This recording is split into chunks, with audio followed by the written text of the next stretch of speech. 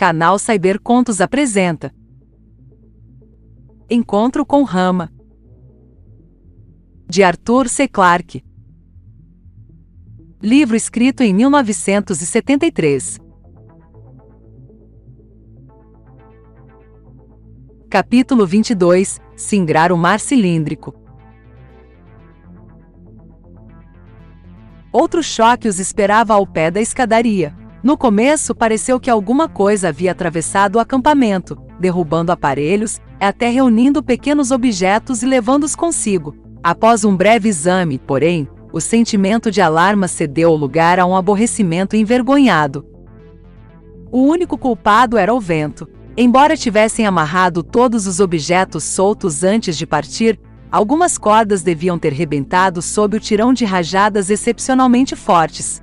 Vários dias se passaram até que conseguissem recuperar todas as suas propriedades dispersas. Fora isso, não parecia ter havido alterações de vulto. O próprio silêncio de Rama voltará a reinar, agora que estavam findas as efêmeras tormentas de primavera. E lá longe, na orla da planície, havia um mar calmo à espera do primeiro navio num milhão de anos. Um barco novo não deve ser batizado com uma garrafa de champanhe. Mesmo que tivéssemos champanhe a bordo, eu não permitiria tão criminoso desperdício. De todo modo, agora é tarde. Já lançamos o barco. Pelo menos, flutua. Você ganhou a aposta, Jimmy. Pagarei quando voltarmos à terra. É preciso dar-lhe um nome. Alguém tem uma ideia? O objeto destes comentários pouco lisonjeiros balançava-se junto aos primeiros degraus da escadaria que conduzia ao mar cilíndrico. Era uma pequena jangada construída com 6 tambores vazios e uma leve armação metálica. Sua construção, montagem no acampamento Alfa e transporte a reboque, sobre rodas desmontáveis, através de mais de 10 quilômetros de planície, haviam absorvido todas as energias da tripulação durante vários dias. Era um empate de capital humano que precisava render. O prêmio valia o risco. As enigmáticas torres de Nova York, que reluziam a 5 quilômetros de distância na luz sem sombras, os tinham intrigado desde que penetraram em Roma. Ninguém duvidava de que a cidade, ou fosse lá o que fosse, era o verdadeiro coração daquele mundo. Tinham de alcançar Nova York, ainda que não fizessem outra coisa. Ainda não achamos um nome, capitão. Que pensa o senhor? Norton riu e ficou subitamente sério. Eu tenho um. Chamem de Resolution. Por quê? Era uma das naus do Capitão Cook. Bonito nome. Meus votos são de que nossa jangada faça jus a ele. Houve um silêncio pensativo, e finalmente a sargenta Barnes, que fora a principal responsável pelo desenho, solicitou 3 voluntários. Todos os presentes ergueram a mão.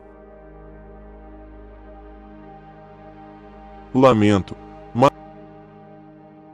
Viagem inaugural da Resolution completada com êxito, senhor.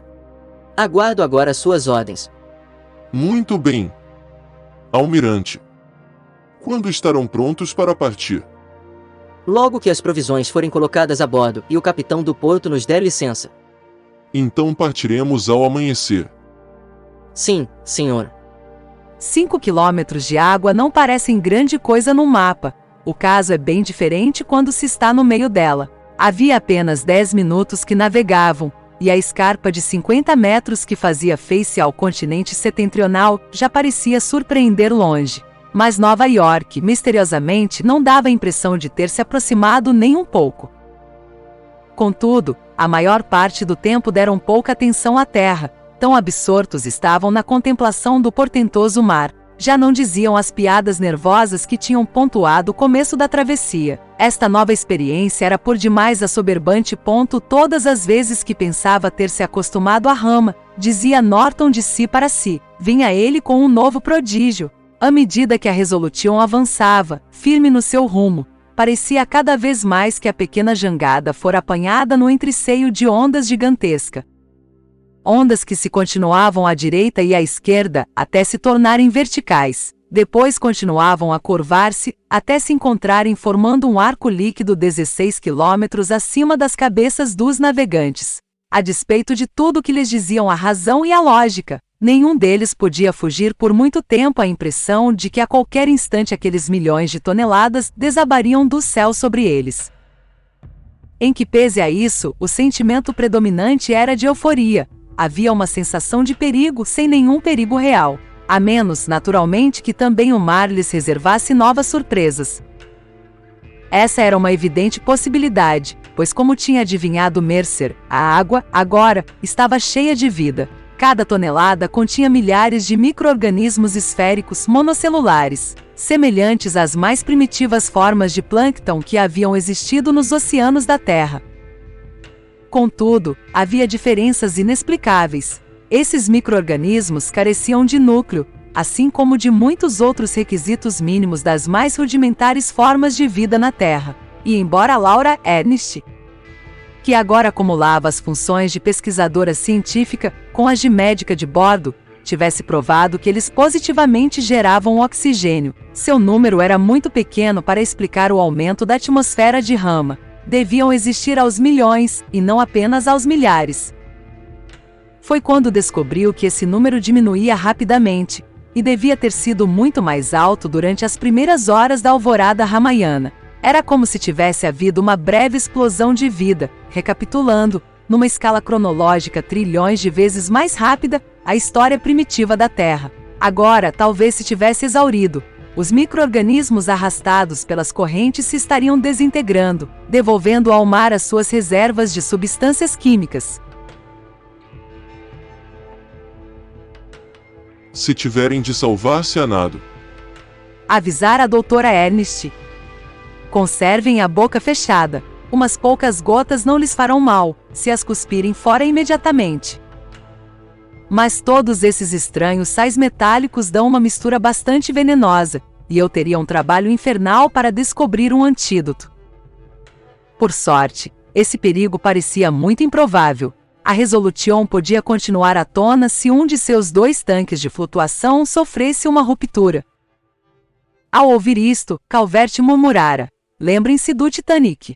E, mesmo que fosse a pique, os toscos mas eficientes casacos salva-vidas conservariam as cabeças dos náufragos acima d'água. Se bem que Laura tivesse relutado em dar uma resposta positiva à questão, não pensava que umas poucas horas de imersão no mar seriam fatais. Entretanto, não o recomendava. Após 20 minutos de navegação ininterrupta, Nova York já não era uma ilha distante. Tornava-se uma localidade concreta, e detalhes que eles só tinham visto com o auxílio de telescópios ou de ampliações fotográficas se revelavam agora como estruturas sólidas e maciças. E uma coisa notável se evidenciava, que a cidade, como tantas coisas em Rama, era triplicada. Consistia em 3 complexos ou superestruturas circulares idênticas, elevando-se de um longo fundamento oval. As fotografias tiradas do cubo também indicavam que cada complexo, por sua vez, se dividia em 3 componentes iguais, como um pastelão, em 3 setores de 120 graus. Isso simplificaria muito o trabalho de exploração. Presumivelmente, bastava examinar uma 9ª parte de Nova York e ter-se-ia visto uma cidade inteira. Mesmo isso, porém, seria um formidável empreendimento, pois importava investigar pelo menos 1 km² de edifícios e maquinaria, alguns dos quais se elevavam a centenas de metros acima do solo. Os ramaianos, ao que parecia, tinham levado a um alto grau de perfeição a arte tríplice da redundância. Isso era demonstrado pelo sistema de eclusas de ar, as escadarias que partiam do cubo, os sóis artificiais. E, onde isso realmente importava, haviam inclusive dado o passo seguinte. Nova York era um exemplo de redundância triplamente tríplice.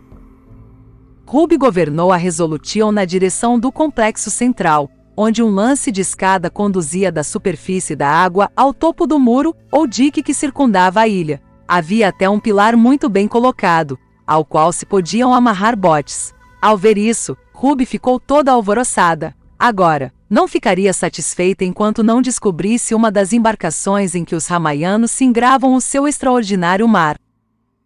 Norton foi o primeiro a pisar em terra, virou-se para seus 3 companheiros e disse: Esperem aqui no barco enquanto eu subo ao alto do muro. Quando eu abanar com a mão, Pieter e Boris irão ter comigo. Você fica no leme, Ruby, de modo que possamos nos fazer ao lago ao primeiro sinal. Se me acontecer alguma coisa, comunique a Carl e siga as ordens dele. Use o seu discernimento, mas olhe lá, nada de heroísmos. Entendeu? Sim, capitão. Boa sorte. O comandante Norton não acreditava realmente na sorte. Nunca se metia numa situação enquanto não tivesse analisado todos os fatores em jogo e garantido uma linha de retirada. Mas, uma vez mais, Hammond estava forçando a violar uma de suas sagradas regras. Quase todos os fatores, aqui, eram desconhecidos. Tão desconhecidos quanto o Pacífico e os recifes da Grande Barreira tinham sido para o seu herói, 3 séculos e meio atrás. Sim, desta vez não seria demais um pouco de sorte. A escada era uma duplicata virtual daquela que haviam descido no outro lado do mar. Sem dúvida, seus amigos o estavam olhando diretamente com os telescópios. E diretamente era agora a expressão correta. Nessa direção, paralela ao eixo de Rama, o mar era, em verdade, perfeitamente plano. Talvez, plano mesmo, pois em todos os mundos, qualquer lago ou mar devia acomodar-se à superfície de uma esfera, com uma curvatura igual em todas as direções. Estou quase no topo. Falou ele para o gravador e o seu subcomandante, que escutavam atentamente a 5 quilômetros dali. Tudo continua perfeitamente tranquilo. As radiações, normais. Estou segurando o medidor acima da minha cabeça, para o caso de este muro servir de anteparo contra alguma coisa. E se houver elementos hostis no outro lado, alvejarão primeiro o medidor. Estava gracejando naturalmente. E contudo, por que arriscar-se quando era tão fácil evitar qualquer risco? Ao galgar o último degrau, descobriu que o dique terraceado tinha uns 10 metros de espessura. Na face interna, uma série de rampas e escadas alternadas descia até o nível principal da cidade, 20 metros abaixo. Estava, em verdade, no topo de uma alta muralha que cercava completamente Nova York, oferecendo-lhe uma vista panorâmica desta última. Era uma vista quase estonteante na sua complexidade, e a primeira coisa que Norton fez foi percorrê-la vagarosamente com a câmara cinematográfica.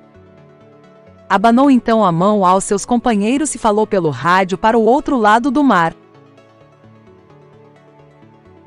Não há sinais de qualquer atividade. Tudo tranquilo. Subam. Vamos começar a explorar.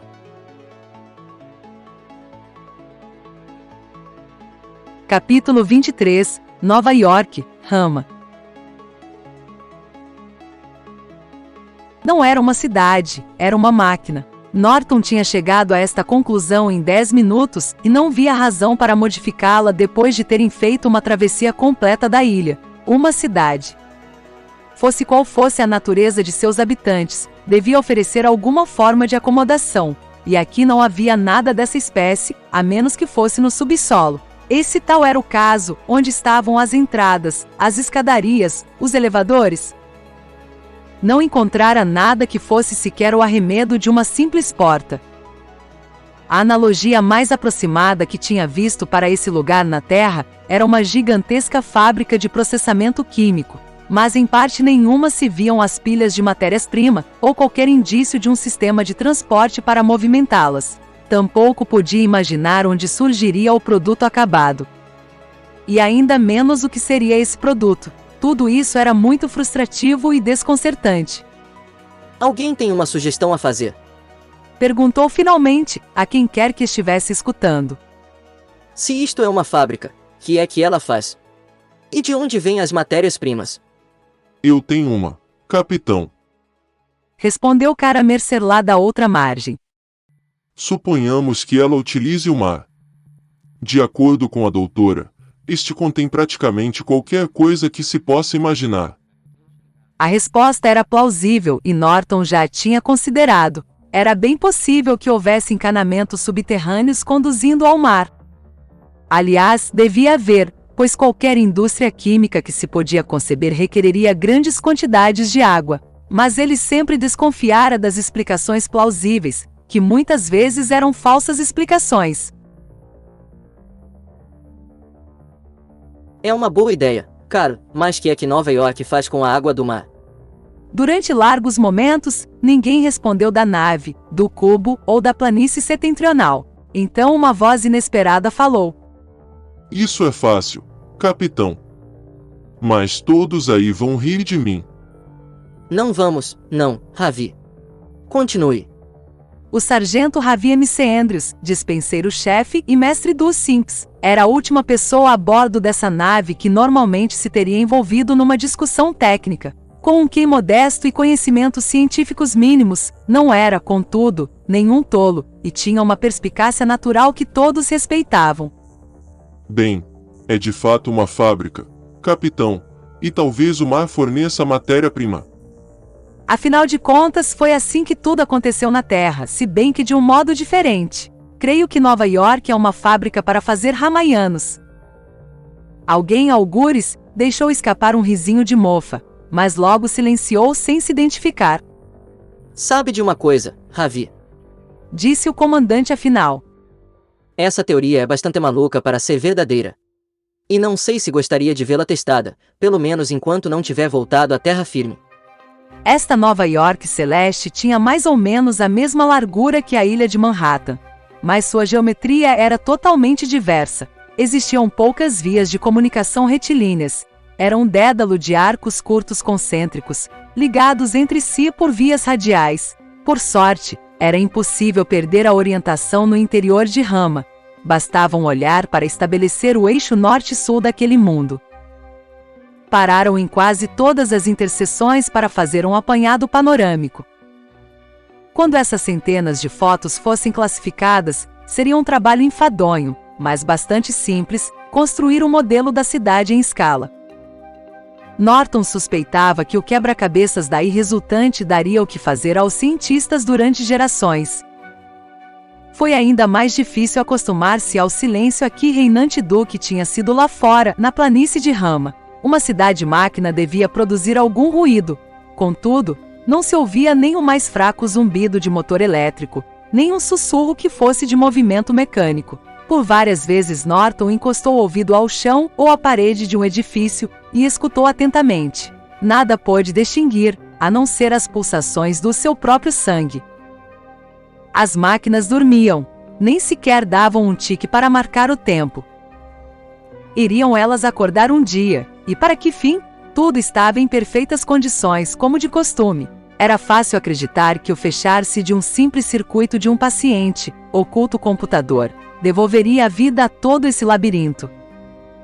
Quando por fim chegaram ao outro lado da cidade, subiram ao topo do dique circundante e olharam para a margem oposta do braço meridional do mar.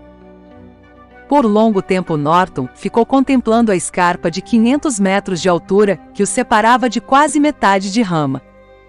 E, a julgar pelos apanhados telescópicos, a metade mais complexa e variada. Daquele ângulo, parecia ser de uma aziaga e rebarbativa cor negra, e lembrava um muro de prisão rodeando um continente inteiro. Em parte alguma, ao longo de todo o seu circuito, havia uma escada ou qualquer outro meio de acesso.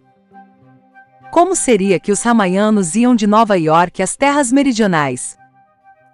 Provavelmente, havia um sistema de transportes subterrâneos passando por baixo do mar, mas também deviam ter aeronaves, não faltavam, aqui na cidade, áreas abertas que pudessem ser usadas como pistas de pouso. A descoberta de um veículo ramaiano seria memorável, especialmente se conseguissem fazê-lo funcionar. Mas poderia qualquer gerador de força estar ainda funcionando depois de várias centenas de anos? Havia ali numerosas estruturas que tinham um ar funcional de hangares ou garagens, mas eram todas lisas e sem janelas, como se tivessem sido banhadas com betume de vedação. Mais cedo ou mais tarde, disse Norton lá consigo, de sobrolho franzido, seremos forçados a usar explosivos ou raios laser. Estava resolvido a adiar essa decisão até o último momento possível. Sua relutância a empregar a força bruta baseava-se em parte no orgulho e em parte no temor. Não desejava comportar-se como um bárbaro tecnológico, destruindo o que não podia compreender. Afinal de contas, era um visitante que não fora convidado neste mundo e devia agir como tal. Quanto ao seu temor, talvez o termo fosse forte demais. Apreensão seria mais apropriado. Os ramaianos pareciam ter previsto tudo em seus planos. Norton não estava nada ansioso por descobrir as precauções que eles haviam tomado para salvaguardar os seus bens. Quando voltasse ao continente, iria com as mãos vazias.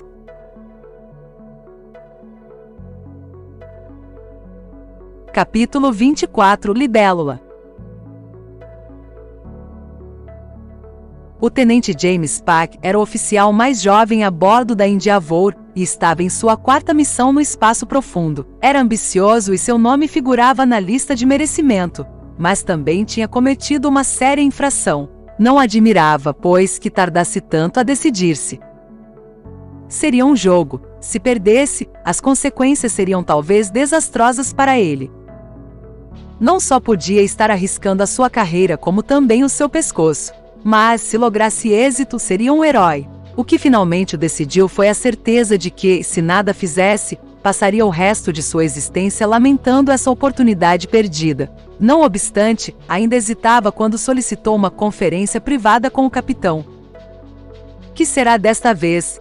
Pensou Norton, analisando a expressão dúbia do rosto do jovem oficial. Lembrou-se da delicada entrevista com Boris Rodrigo. Não seria nada de semelhante. Jimmy não era do tipo religioso. Os únicos interesses que já havia manifestado fora do seu trabalho eram o esporte e o sexo, preferivelmente combinados. Dificilmente poderia tratar-se do primeiro, e Norton fez votos para que não fosse o segundo. Tinha enfrentado a maioria dos problemas que um oficial comandante podia encontrar neste campo, exceto o clássico problema de um nascimento imprevisto durante uma missão. Embora essa situação fosse objeto de inúmeros gracejos, nunca se concretizara até então, mas uma incompetência tão crassa era, talvez, uma simples questão de tempo.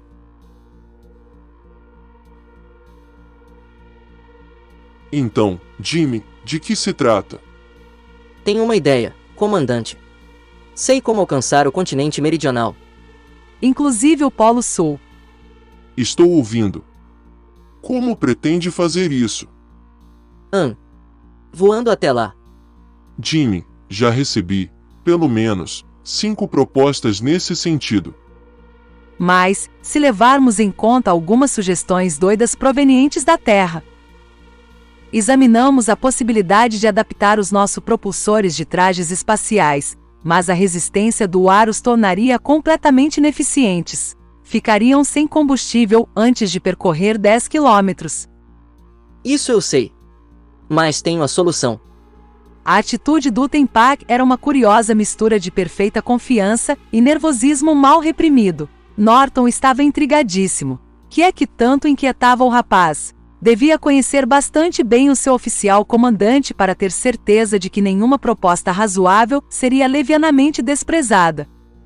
Bem, continue. Se funcionar, tratarei de fazer com que a sua promoção seja retroativa.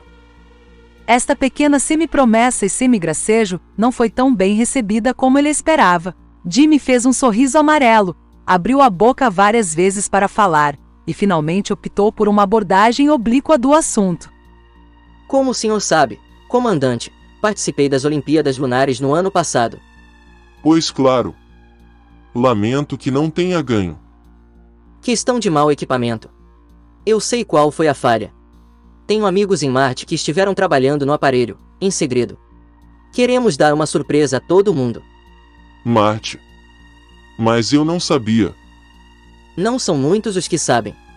O esporte ainda é novo ali, até agora, só foi experimentado no estádio Shanti. Mas os melhores aerodinamicistas do Sistema Solar estão em Marte. Quem pode voar naquela atmosfera, pode voar em qualquer lugar.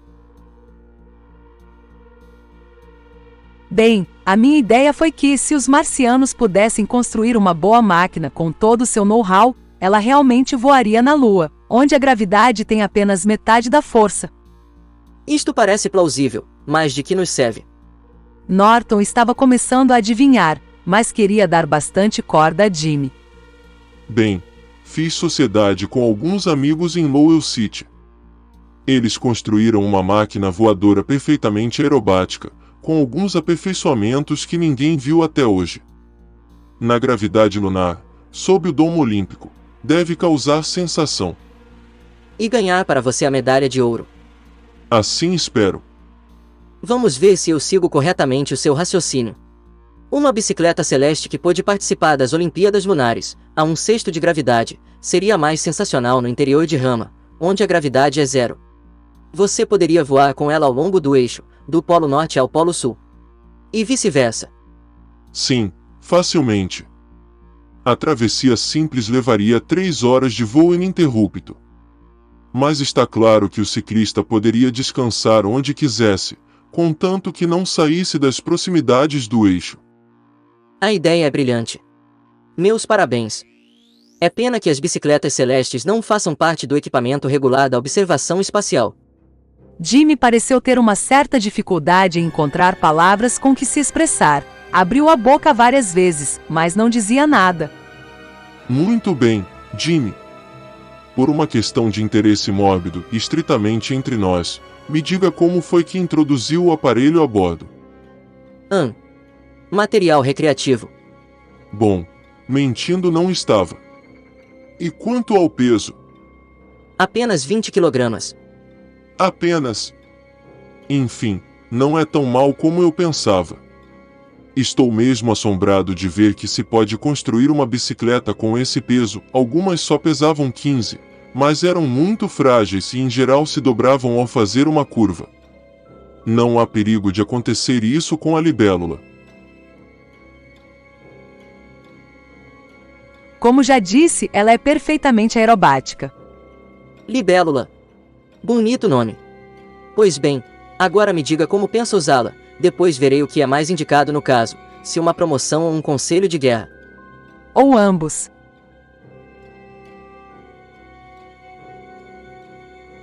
Capítulo 25. Voo inaugural. Libélula era realmente um belo nome. As longas e afiladas asas eram quase invisíveis, salvo quando a luz incidia nelas sob certos ângulos e se retratava em matizes de arco-íris. Era como se um fino rendilhado de superfícies aerodinâmicas tivesse sido envolvido por uma bolha de sabão. O envoltório que cercava a pequena máquina voadora era uma película orgânica de apenas algumas moléculas de espessura, e contudo bastante forte para controlar e dirigir os movimentos de uma corrente de ar de 50 km por hora. O piloto, que era também o gerador de força e o sistema de direção, ia instalado num assento pequenino, bem no centro de gravidade, em posição semi-reclinada a fim de reduzir a resistência do ar. O controle se fazia por um manete único que podia ser movido para trás e para diante, para a esquerda e para a direita. O único instrumento era uma fita chumbada e presa pela outra extremidade à aresta de ataque, para mostrar a direção do vento relativo. Depois que a máquina fora montada no cubo, Jimmy Pack não permitia que ninguém a tocasse. O manuseio inábil podia arrebentar um dos membros estruturais, formados de uma só fibra, e aquelas asas irisadas eram uma tentação quase irresistível para os dedos exploradores. Custava acreditar que havia realmente alguma coisa ali. Ao ver Jimmy embarcar na engenhoca, o comandante Norton começou a sentir-se inquieto. Se um daqueles montantes finos como arame rebentasse quando a libélula estivesse no outro lado do mar cilíndrico, Jimmy não teria meio de voltar, mesmo que conseguisse pousar incólume. Estavam também violando uma das regras sacrossantas da exploração espacial. Um homem ia penetrar sozinho em território desconhecido, sem qualquer possibilidade de socorro. O único consolo era que estaria sempre bem à vista e em plena comunicação com os outros. Se tivesse mau fim, estes saberiam exatamente o que lhe havia acontecido. Todavia, a oportunidade era boa demais para que a deixassem escapar. Se um homem acreditava no destino, seria desafiar os próprios deuses negligenciar o único ensejo que teriam, talvez, de chegar ao outro lado de Rama e ver de perto os mistérios do Polo Sul. Jimmy sabia o que estava empreendendo, muito melhor do que lhe poderia dizer qualquer outro membro da tripulação. Essa era exatamente a espécie de risco que se devia assumir. Se fracassasse, seria o azar do jogo. Não se pode ganhar todas.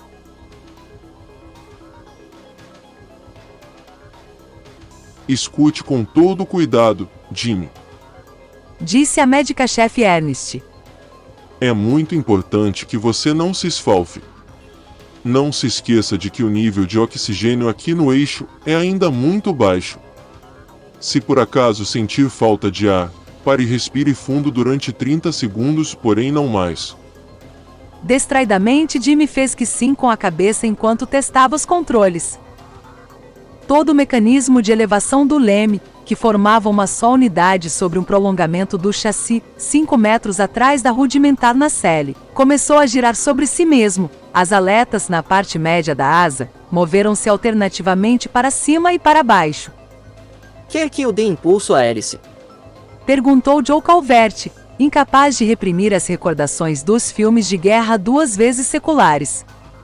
Ignição. Contato. Provavelmente ninguém, à exceção de Jimmy, entendia o que ele estava falando, mas isso contribuiu para aliviar a tensão. Jimmy começou, muito vagarosamente, a mover os pedais. A larga e frágil hélice, delicado esqueleto forrado de uma película rebrilhante, pôs-se em movimento. Depois de completar algumas revoluções, desapareceu por completo. A libélula estava em pleno voo.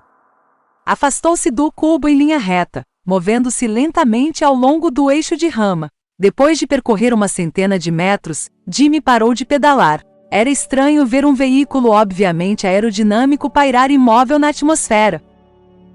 Devia ser a primeira vez que tal coisa acontecia, salvo, talvez, em escala muito limitada no interior de uma das grandes estações espaciais. Que tal vai o manejo? Perguntou Norton.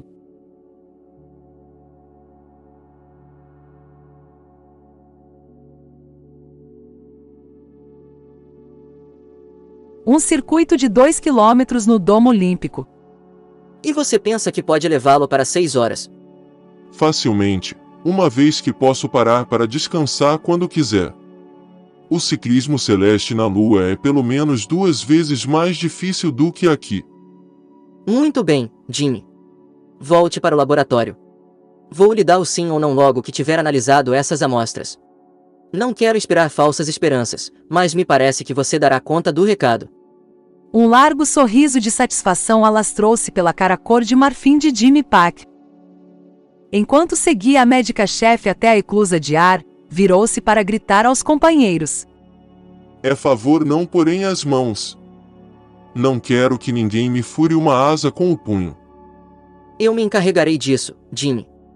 Prometeu o comandante. O acesso à libélula fica proibido a todos, inclusive eu próprio.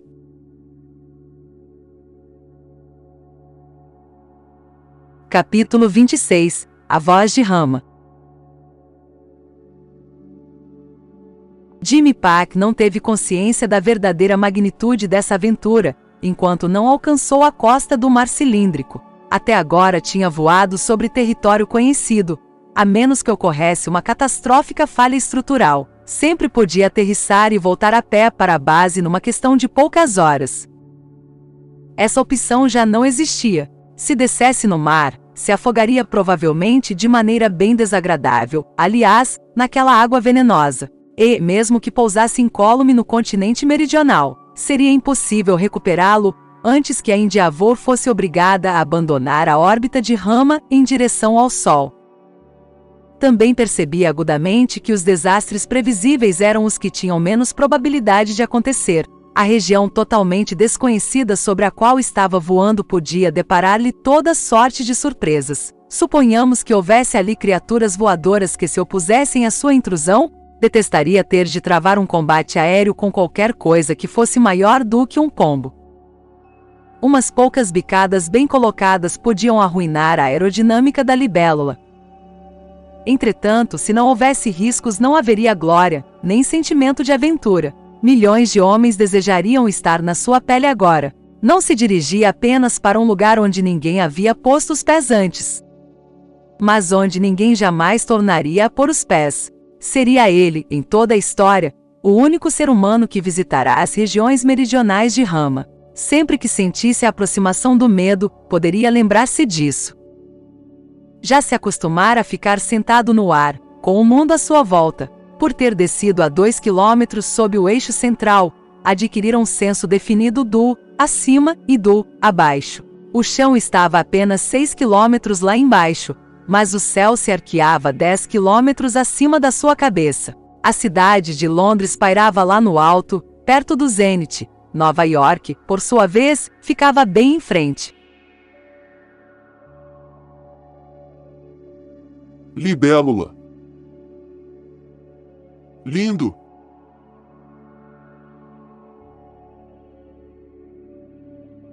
Estou encaixando os fios de contato. Ouvem alguma coisa? Houve um longo silêncio, depois o controle disse, aborrecido. Nada de nada, salvo os ruídos térmicos usuais. Quer fazer o favor de bater nele com um objeto metálico. Assim, pelo menos saberemos se é oco. Ok.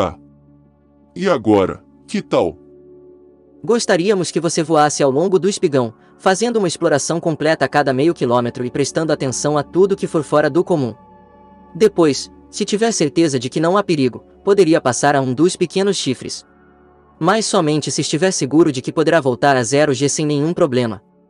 3 quilômetros de distância do eixo, dá um pouco mais do que a gravidade lunar. A libélula foi projetada para isso.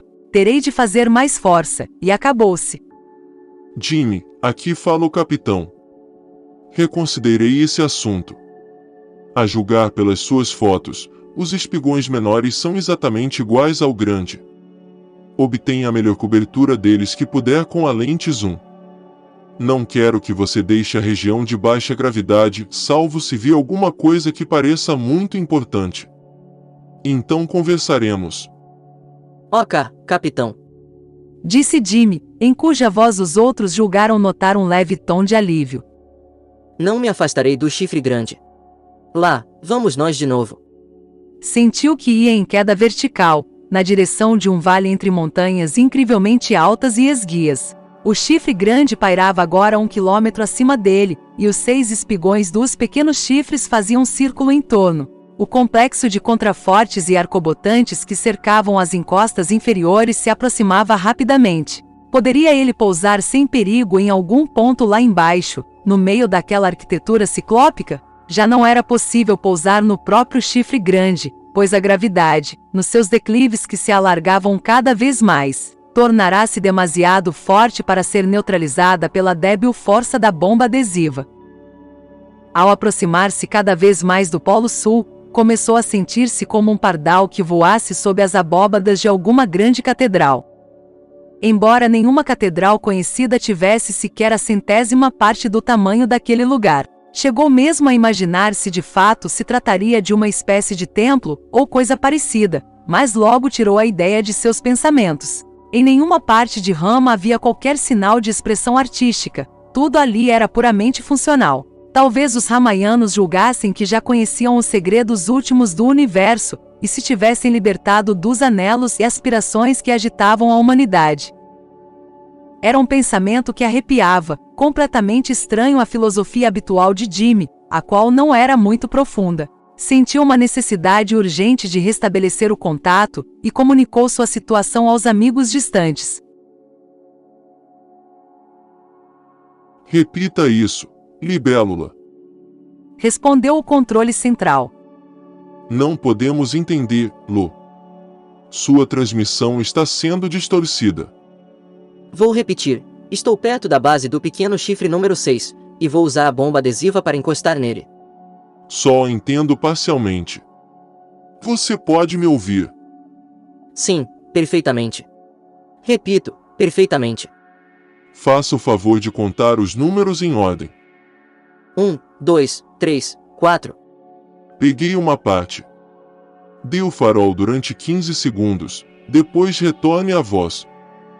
Jimmy ligou o radiofarol de pouca potência que o localizaria em qualquer ponto de Rama, e contou segundos. Quando retornou a voz, perguntou em tom de queixa. Que está acontecendo? Podem ouvir-me agora? Presumivelmente o pessoal do cubo não ouvia, pois o controlador pediu 15 segundos de TV. Só depois de 2 repetições a pergunta foi entendida. Ainda bem que você nos ouve perfeitamente, Jimmy. Mas está acontecendo alguma coisa muito esquisita aí para as suas bandas. Escute ponto através do rádio. Jimmy ouviu o assobio familiar do seu farol, que lhe era retransmitido lá de cima.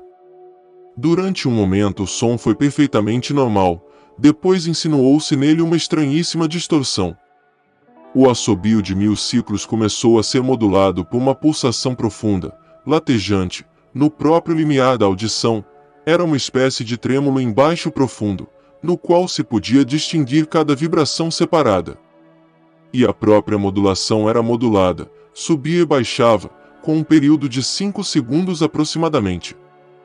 Nem sequer por um instante ocorreu a Jimmy que houvesse algum desarranjo no seu radiotransmissor. Aquilo vinha de fora, se bem que ele não pudesse imaginar o que era nem o que significava. O controle central não estava melhor informado, mas pelo menos tinha uma teoria. Pensamos que você deve estar em alguma espécie de campo muito intenso. Provavelmente magnético, com uma frequência de 10 ciclos mais ou menos. Talvez seja bastante forte para representar um perigo. Sugerimos que você se afaste imediatamente de onde está. É possível que seja apenas local. Ligue de novo o seu radiofarol e nós o retransmitiremos. Desse modo poderá saber quando estiver escapando a interferência.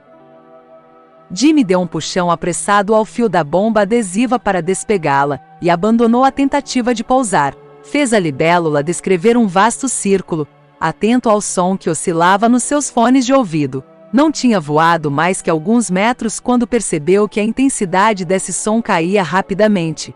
Como adivinhar o controle central, o fenômeno era extremamente localizado.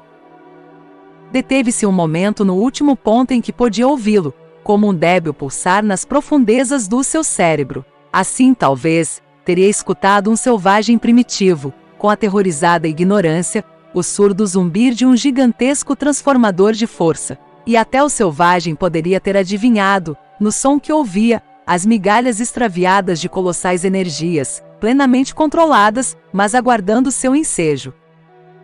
O que quer que esse som significasse, foi com prazer que Jimmy se afastou dele. Aquele não era lugar, entre a esmagadora arquitetura do Polo Sul, para um homem solitário escutar a voz de Rama.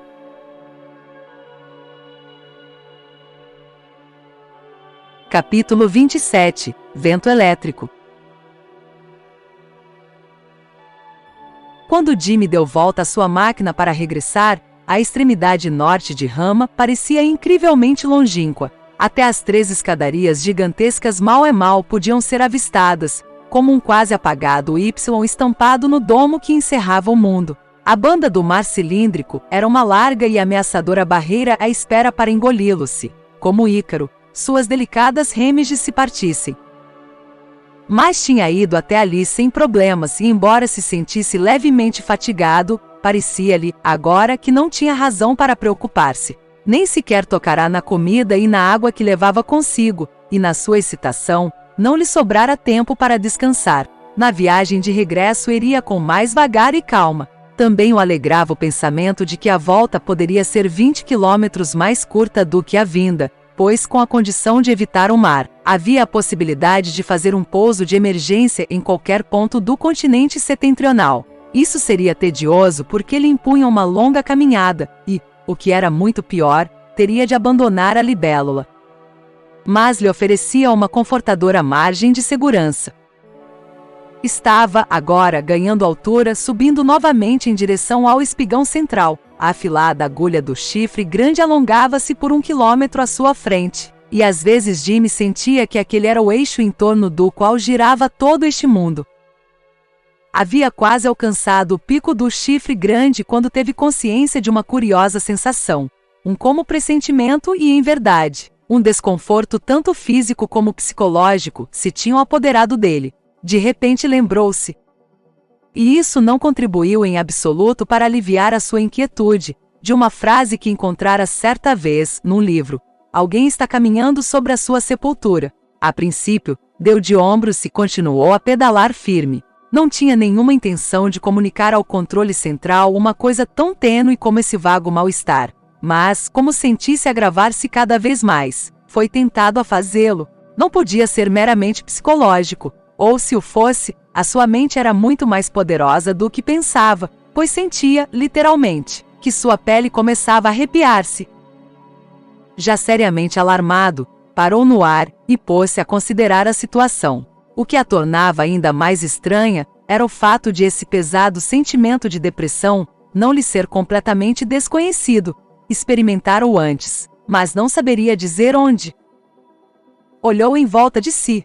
Nada havia mudado. A extremidade pontiaguda do chifre grande pairava algumas centenas de metros acima dele, tendo por fundo o céu do outro lado de Rama. 8 quilômetros abaixo, desdobrava-se a complicada variedade do continente meridional, cheio de portentos que nenhum outro homem veria jamais. Nessa paisagem totalmente exótica que, no entanto, já se lhe tornará familiar, não pôde encontrar nenhum motivo para o seu desconforto. Alguma coisa lhe fazia cócega nas costas da mão. Por um momento pensou que um inseto houvesse pousado ali e enxotou-o sem olhar. Não havia ainda completado o rápido gesto quando se deu conta do que estava fazendo e parou, sentindo-se ligeiramente ridículo, pois se ninguém jamais tinha visto um inseto em Rama.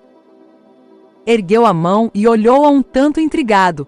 A sensação de cócega continuava. Só então notou que todos os seus pelos estavam em pé. E não só os da mão, como também do antebraço inteiro, e a mesma coisa na cabeça, quando pôs ali a mão para explorar o cabelo. Então era isso. Estava num campo elétrico tremendamente poderoso. A sensação de pesadume e opressão que experimentara era que às vezes precede uma trovoada na terra. A súbita compreensão do perigo que corria pôs Jimmy num estado muito próximo do pânico. Nunca em sua vida enfrentará uma verdadeira ameaça física. Como todos os espaçonautas, conhecera momentos de frustração com equipamento de difícil manuseio e ocasiões em que, devido a erros ou à inexperiência, julgar erroneamente que se encontrava numa situação perigosa. Mas nenhum desses episódios durará mais de alguns minutos, e em geral podia rir deles instantes depois. Desta vez não houve saída rápida. Jimmy sentia-se nu e sozinho num céu repentinamente hostil, cercado por forças titânicas que podiam desencadear sua fúria a qualquer momento. A libélula, que já de si era bastante frágil, parecia agora mais insubstancial do que a mais fina teia de aranha. O primeiro estampido da tempestade que se estava preparando a reduziria a frangalhos. Controle central. Chamou ele numa voz urgente. Uma carga elétrica está se acumulando em redor de mim. Acho que a qualquer momento vai estalar uma trovoada. Mal havia acabado de falar quando um relâmpago luziu às suas costas. Pôs-se a contar os segundos, e estava em 10 quando chegou o primeiro estalejante ribombo. 3 quilômetros. Isso situava a faísca lá atrás, entre os pequenos chifres. Olhou para eles e viu que cada uma das 6 agulhas parecia estar em chamas. Descargas luminosas com centenas de metros de comprido dançavam equilibrando-se nas suas pontas, como se fossem gigantescos pararaios. O que ali estava acontecendo poderia ocorrer em escala ainda maior nas proximidades da ponta afilada do chifre grande. O melhor seria distanciar-se tanto quanto possível da perigosa estrutura e buscar uma atmosfera serena. Começou de novo a pedalar, acelerando o quanto era possível sem forçar demasiado a libélula. Ao mesmo tempo ia perdendo altura. Embora isto significasse penetrar na região de maior gravidade, estava disposto, agora, a assumir esse risco. 8 quilômetros era muito longe do solo para que pudesse sentir-se tranquilo. O ominoso espigão negro do chifre continuava isento de descargas visíveis, mas ele não duvidou que tremendos potenciais se estivessem acumulando ali. De tempos a tempos o trovão ainda ecoava às suas costas, percorrendo a circunferência do mundo. De repente, Jimmy se deu conta de como era estranha uma tal tempestade num céu perfeitamente claro. Compreendeu então que não se tratava em absoluto de um fenômeno meteorológico. Podia, inclusive, ser um trivial escape de energia proveniente de alguma fonte oculta, nas profundezas da calota meridional de Rama. Mas por que agora? E, o que era ainda mais importante, que aconteceria em seguida? Já havia deixado bastante para trás a agulha do chifre grande e esperava estar, dentro em pouco, fora do alcance de quaisquer descargas elétricas. Mas agora tinha outro problema. O ar estava se tornando turbulento, e ele tinha dificuldade em controlar a libélula. Levantara-se um vento que aparentemente não provinha de parte alguma, e se as condições piorassem, o frágil esqueleto da bicicleta correria perigo. Jimmy pedalava pertinazmente, procurando amortecer os embates do vento com variações de força e movimentos do corpo. Como a libélula era quase um prolongamento dele, teve êxito em parte, mas não lhe agradavam os débeis estalidos de protesto que se ouviam na verga mestra, nem o jeito como se torciam as asas a cada lufada. E havia outra coisa que o preocupava. Um pequeno som precípite que foi cobrando cada vez mais força, e que parecia vir das bandas do chifre grande. Disse, ia um gás que escapasse de uma válvula sob forte pressão, e Jimmy perguntou a si mesmo se aquilo teria algo que ver com a turbulência com que estava lutando. Fosse qual fosse a causa, dava-lhe novas razões para inquietar-se. De quando em quando comunicava esses fenômenos de modo bastante conciso e ofegante ao controle central. Ninguém lá podia dar-lhe qualquer orientação ou mesmo sugerir o que talvez estivesse acontecendo. Mas era confortador ouvir as vozes de seus amigos, embora estivesse começando a recear que nunca mais tornaria a vê-los. A turbulência aumentava sempre. Era quase como se estivesse penetrando numa corrente de jato. O que ele fizera uma vez na Terra, quando pilotava um planador de grande altitude, procurando bater um recorde. Mas o que poderia criar uma corrente de jato no interior de Rama? Havia feito a si mesmo a pergunta apropriada, e assim que a formulou, conheceu a resposta. O som que tinha ouvido era o vento elétrico, que levava consigo a tremenda ionização que devia estar se acumulando em redor do chifre grande. O ar carregado de eletricidade precipitava-se como um esguicho ao longo do eixo de Rama, e mais ar afluía a área de baixa pressão que ele deixava atrás de si. Virou-se para olhar aquela gigantesca e agora duplamente ameaçadora agulha, tentando visualizar os limites do vendaval que dali soprava. Talvez a melhor tática fosse voar de ouvido, distanciando-se o mais possível do agourento assobio. Rama poupou-lhe o embaraço da escolha. Um lençol de chama arrebentou às suas costas, enchendo o céu. Ainda teve tempo de vê-lo dividir-se em 6 listas de fogo, que se estendiam do pico do chifre grande a cada um dos pequenos chifres. Então foi alcançado pela concussão.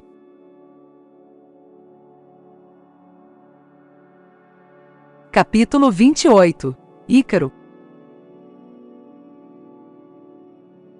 Jimmy mal teve tempo de falar pelo rádio.